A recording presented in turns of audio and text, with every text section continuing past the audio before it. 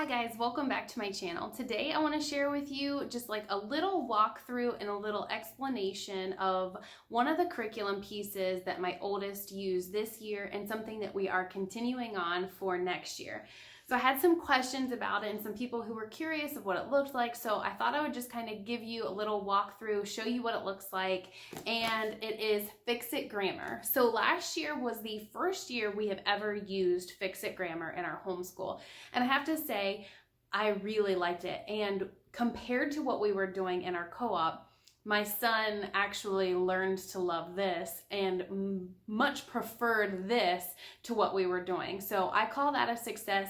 He wasn't fighting me on doing this. He would sit down and do it. And I think in part it is because it is really broken down in very manageable and small pieces each day. So I'm just going to give you a little walkthrough, show you a little bit from the beginning and where we are now, and kind of just show you the different things that we use and how we accomplish a day in a week's lesson. So let's go ahead and get started. So the first thing is when you order, it actually comes with the two different books. So you have the teacher's manual and you have a student book. And this is the first one. So you'll see that it's the nose tree. It's the very first one in the sequence. I think there might be like 6 or 7. So this was our first year. We just did the very first one. Now, if you have subsequent kids, so like when I finally get to my second son who will be doing this, you can buy these individually, the student books, so I won't need to buy the teacher's manual again, which is nice. But let's see, let's take a look at the very first lesson and what it looks like. So when you open it up, you have this sheet right here. And what this is it tells you right here in week 1 what we're learning about. So it says nouns, homophones, and end marks. And right here is kind of just the written out lesson for my child as far as he could read it or I can read it to him. And what's interesting too is that in the teacher's guide, it actually has the exact same thing written in it. So he can look at his book, I can look at my book, and then you'll see over here too, there are some extra little notes that might be helpful as far as different things, like it's just like a teacher's note and kind of just things for you that might be helpful as far as teaching or for future lessons. It kind of varies. Sometimes there's a lot, sometimes there's not really anything. But we have the same thing in our books. So he can look at his and I can look at mine. And a lot of times when we start the week, I'm just reading this along with him. So this one was talking about indenting, nouns, homophones, and end marks. So a lot of this first week, he was already familiar with a lot of this. It wasn't, you know, a very challenging lesson, but this was just the lesson and it was just teaching it the one time. The very first day we went over this, and then here is kind of the assignment at the bottom. You'll see it is in both books, but it says fix it. So these are the process that we're gonna do. We're gonna read the sentence, define the bolded vocabulary word, fix and mark the sentence, discuss the work with your teacher, and rewrite the sentence in another notebook. So I mentioned that these are the only 2 things that I bought for Fix-It Grammar from them, but I did have to get just a plain notebook. So that is needed for the lesson. So we just got a real cheap notebook, and that's what he uses for his work, and I'll show you that in a moment. So after we go through this lesson together, we're learning the new concept, and obviously starts out easy, builds up, and we get more complicated as the year goes on. So we start out easy, and then you turn over, and there is exactly what he is going to be responsible for this week. So when it lays flat like this, you're seeing the lesson, what was taught, and then what we need to do this week. And you'll see too that it is broken up into 4 days. So we have day 1, day 2, day 3, day 4. So really 1 sentence a day. Doable, right? It doesn't take a lot of time. I think this is why my son really enjoyed it, because what we were doing before was a lot more, and this is more manageable. We can finish this in 10 to 15 minutes and be done and move on from our grammar, but we're still working on it. We're not ignoring this part of our education. We're still doing it, but it wasn't just overwhelming. It was doable. So the very first thing that we were doing, and it even shows up here, these are the things that I told you about, that we were looking for: vocabulary, indenting, homophones, end marks, and nouns. So here you can see in each sentence there is a bolded word right here. So, oh wait, it's down there, not there. The bolded word. So what my son had to do with a bolded word was, in his notebook, we divided it in half. So I put this little tab on here and it says vocabulary. So he can go to this tab in his notebook. It was probably more than halfway past because we weren't going to need it all, but these are his vocabulary words. So each day he writes, so day 1, it was poor. So he writes poor, and then we just have this in our homeschool, just, a simple, dictionary. He looks it up and he finds the appropriate definition for that sentence. So a lot of times you're going to find words that have multiple definitions, and he has to put it in context, decide, okay, which definition makes sense for the story that I'm writing and reading about. So he chooses his definition and he writes it, and that's one thing. So he's working on dictionary skills, finding it, and then also choosing the appropriate definition for the word. So that's one step of it. Once he is done with that, a lot of times he'll go back to his sentence and then he will label all of the aspects that it says up here. So this week we were just focusing on we had end marks, so he has an end mark. We are focusing on nouns, so he labels, I want to make sure you guys can see this, in for nouns. So he was putting it over the word to label it as a noun. We had to also figure out if we're indenting and any homophones, which you'll see an example. They don't necessarily have a homophone for every day. It might be one a week, or might skip a week or something, but there it is. So he crosses out what are the wrong ones and leaves the correct one unscratched out. So that was all we were doing this week, was nouns. Now you'll see I put a check mark up here because after he did it each day, I would go and check that day's work.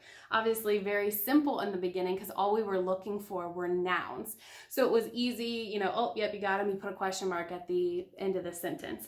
So that was an easy one. And you'll see here, and this is the teacher's manual, I can see and quickly look at my sentence, compare it to what he did in his workbook, and determine if it's correct or if we need to add or change anything.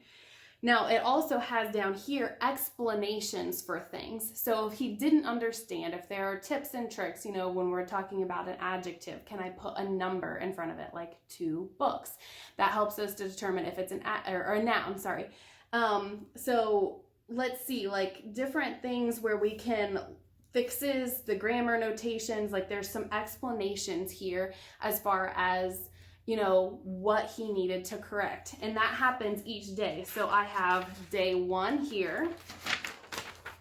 Here's what day 2 looks like, a little less explanation. And then day 3, and then day 4. So it walks me through all of the corrections that I need to find for his 4 days of work. So he had his 4 days of work, and then I checked them.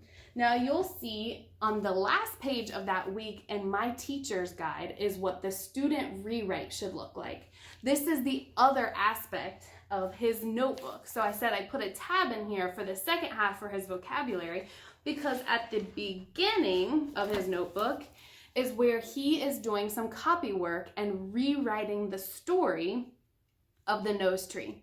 So once he has corrected that day's sentence, I've checked it and made sure that everything is correct. We have the right end mark, we have indenting if we need it, we have proper capitalization, all of these things that he's had to label, he rewrites this sentence. So that's the last component of it. So he's done the vocab, which we saw at the beginning. We've read the sentence, we defined the vocab word, we fix and mark the sentence, we discuss it with the work, and then he rewrites it in his notebook. So that's really all it is. 1 day, 1 sentence, not a lot of work right there. We can complete it in less than 15 minutes. Now, that was week 1. I want to give you a little glimpse of what it looks like a little bit further down the road.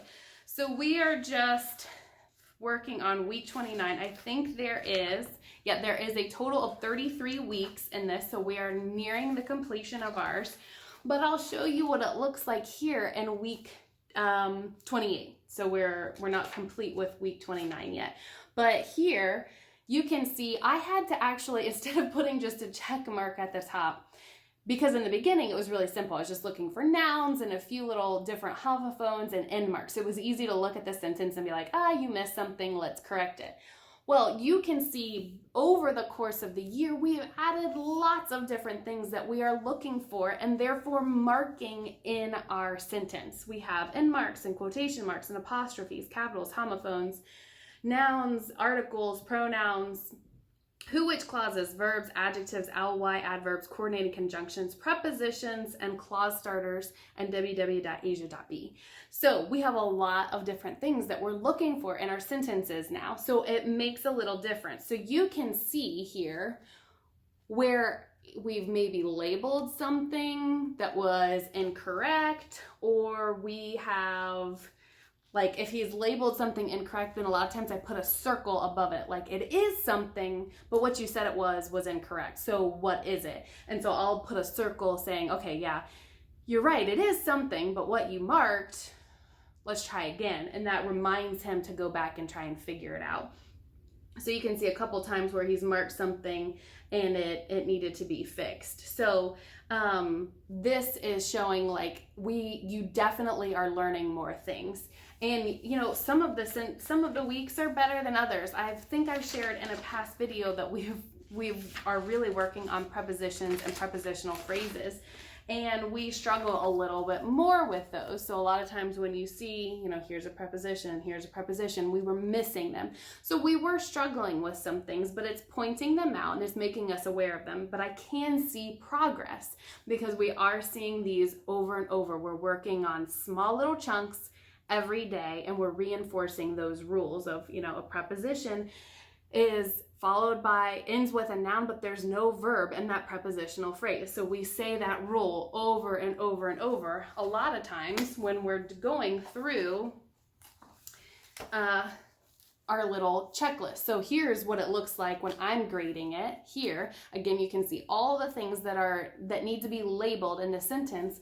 And then I come down here and again, we say the preposition is plus a noun or pronoun and no verb. So we're reinforcing those rules. So that's what it looks like. It's super simple. There's not a lot of complicated parts to this. And I think that's why he likes it, because he knows that he can get in there, he can get his grammar done, and it's not going to be this long drawn out process. It's one sentence every day, lickety split, he's done. And I think he likes being able to just check that off his list for the day. One other thing that I just wanted to add in really quickly too is that at the back of the student book is a couple of, I think maybe like 4 or 5 pieces of like cardstock that have flashcards written on them so that you can cut these out and have these available for your kiddo in case they, you know, want to have these as a reference or a guide. But these are the things that you're covering. It lists where it was covered, you know, is it week 1, week 3, and then it's got the front like, okay, a noun, and then you flip it over. So you're making like a flashcard. And that a noun are things, people, animals, places, and ideas. To determine if a word is a noun, apply these 2 tests which work best for object and animals. Is it countable? Like 2 books.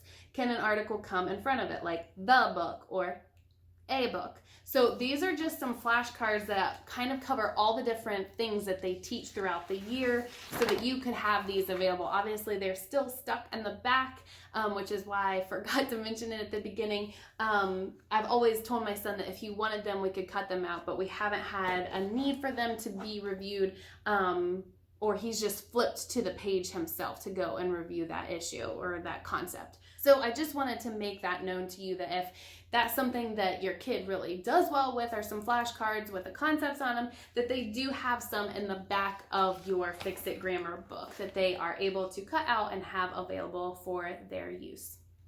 So that's it for you guys. That's all I wanted to show you. I had some questions about Fix-It Grammar, and I hope that gives you a little bit of an idea of what you're getting when you get this curriculum. So if you have any other questions, as usual, I would be happy to answer them. And until next time, guys, have a very blessed day.